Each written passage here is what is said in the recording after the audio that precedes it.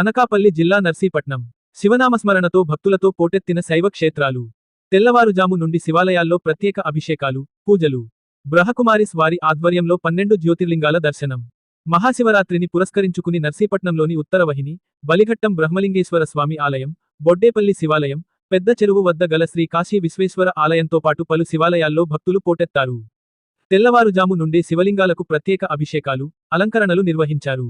ఆలయానికి వచ్చే భక్తులకు ఆలయ కమిటీ వారు, స్వచ్ఛంద సేవా సంస్థలు వారు పులిహోర, మజ్జిగ వితరణ చేశారు. ఆలయాల వద్ద భారీ అన్నసమారాధన ఏర్పాటు చేశారు.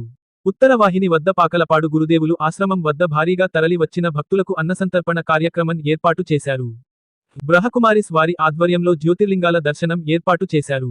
ముఖ్యాతిథిగా స్పీకర్ అయ్యన్నపాత్రుడు సతీమణి, కౌన్సిలర్ చింతకాయల పద్మావతి హాజరైన జ్యోతిర్లింగ ప్రదర్శనను ప్రారంభించారు. భక్తులకు ఎటువంటి అసౌకర్యం కలగకుండా మెడికల్ క్యాంపులు, పోలీసులు పటిష్టమైన భద్రతా ఏర్పాట్లు చేశారు.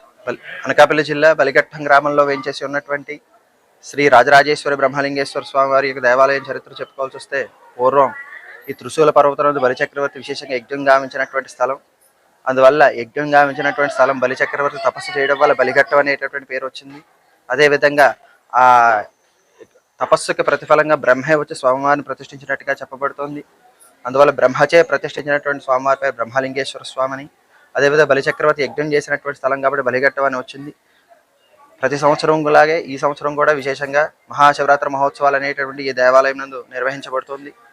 సుదూర ప్రాంతం నుంచి వచ్చేటటువంటి భక్తులందరికీ సౌకర్యార్థం వారికి కావాల్సినటువంటి అభిషేకములు కావచ్చు, ప్రత్యేక దర్శనములు కావచ్చు, స్వామివారికి లింగోద్భవకాల రుద్రాభిషేకాలు కావచ్చు, పంచామృతాభిషేకం, అమ్మవారికి సహస్ర కుంకుమార్చన అనేటటువంటిది ఈ సంవత్సరం కూడా చేయడం జరిగి స్వామివారి యొక్క అమ్మవారి యొక్క తీర్థ ప్రసాదాలు అనేటటువంటిది ఇవ్వడం జరిగింది.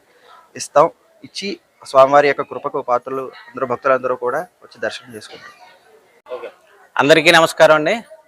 ఈ రోజున అంటే 15, 16, 17 మూడు తారీఖులు కూడా మహాశివరాత్రి సందర్భంగా భక్తులకు ఎలాంటి అసౌకర్యం కలగకుండా మా టీం తరపున నూతనంగా ఏర్పాటు చేసిన మా టీం తరపున అన్ని ఏర్పాట్లు చేయడం జరిగిందండి. అలాగే పెద్దల అయ్యన్నపాత్రుడు గారు మొన్న ఒకసారి వచ్చి చూసి ఈ ఏర్పాట్లన్నీ చూసి ఎలా ఉన్నాయి ఏంటనేది చూసి మా అందరికీ ఇన్స్ట్రక్షన్ ఇవ్వడం జరిగిందండి. కాబట్టి భక్తుల కోసం ఎలాంటి అసౌకర్యం కలగకుండా చూడటం కోసం మేము అహర్నిశలు పనిచేస్తున్నాం సార్. అందుకోసం ఎక్కడికక్కడ ప్రతి ఒక్కరిని అలర్ట్ చేసుకుంటూ అటు పోలీస్ వారిని, హెల్త్ డిపార్ట్మెంట్ వారిని అందరినీ కూడా మేము అలర్ట్ చేసి ఎక్కడికక్కడ పెట్టడం జరిగిందండి. అలాగే వచ్చిన భక్తుల కోసం ఉచిత దర్శనం ఒకటి పెట్టాం సార్. 10 రూపాయల దర్శనం ఒకటి పెట్టామండి. 2 అది పోతే విఐపి దర్శనం కూడా ఒకటి పెట్టాం సార్. అలాగే ఈరోజు రాత్రి రుద్రాభిషేకం అయిపోయిన తర్వాత సాంస్కృతిక కార్యక్రమాలు కింద గ్రౌండ్లో పెట్టడం జరిగిందండి.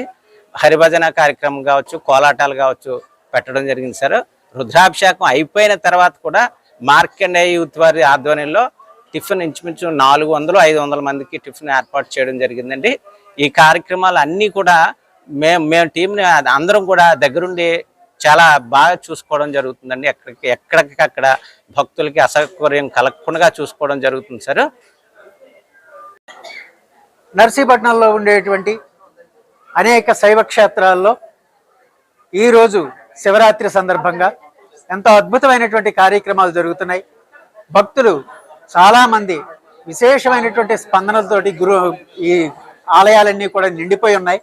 మరి అలాగే బలిఘట్టం దేవాలయంలో కూడా ఈరోజు శ్రీ స్వామివారిని దర్శించుకునేటువంటి ప్రజలు చాలామంది అధికంగా ఈరోజు ఇక్కడ భక్తులు రావడం జరుగుతుంది. ఏర్పాట్లన్నీ కూడా సవ్యంగా జరగడంతో భక్తులందరూ కూడా చాలా సంతృప్తిని వ్యక్తం చేయడం కూడా జరుగుతుంది. మరి నర్సీపట్నం పరిసర ప్రాంతాల్లో ఉండేటువంటి శైవాలయాలన్నీ కూడా పూర్తిగా జనసంద్రంతో నిండిపోయినటువంటి పరిస్థితి ఈరోజు నర్సీపట్నంలో ఏర్పడింది. భక్తులందరూ కూడా చాలా అధిక సంఖ్యలో రావడానికి కారణం స్వామివారి దర్శించుకోవడంతో పాటు ఇక్కడ జరిగినటువంటి ఏర్పాట్లన్నింటినీ కూడా సుభిక్షితంగా ఉన్నాయనేటువంటి తలంపుతోటే భక్తులు ఎక్కువ మంది రావడం జరుగుతుంది. పరిశుభ్రతలో కానీ లేకపోతే ఆలయం యొక్క నిర్వహణలో కానీ చాలా అద్భుతమైన ఫలితాలు ఈ సంవత్సరం మనం చూడగలుగుతున్నాం ఇక్కడ.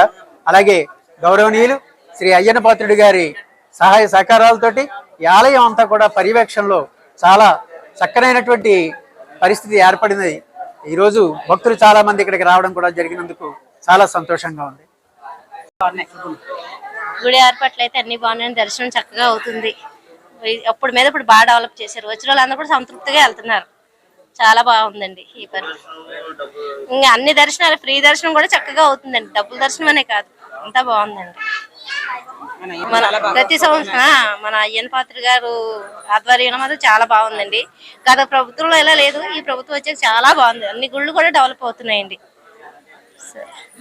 మేము ప్రతి సంవత్సరం వస్తున్నామండి. వచ్చిన ఈ సంవత్సరం కాదు, ఈ గవర్నమెంట్ వచ్చిన కంటే బాగుందండి. దగ్గర 3 సంవత్సరాలు బట్టి కూడా చక్కగా చేస్తున్నారు అన్ని. గుడికి వచ్చిన ఇన్నాళ్ళు ఇబ్బంది పడి వాళ్ళు ఇప్పుడు ఆ ఇబ్బంది కూడా లేదు. దర్శనాలు ఎట్టి అన్ని ఏర్పాట్లు బాగా చేస్తున్నారండి. మన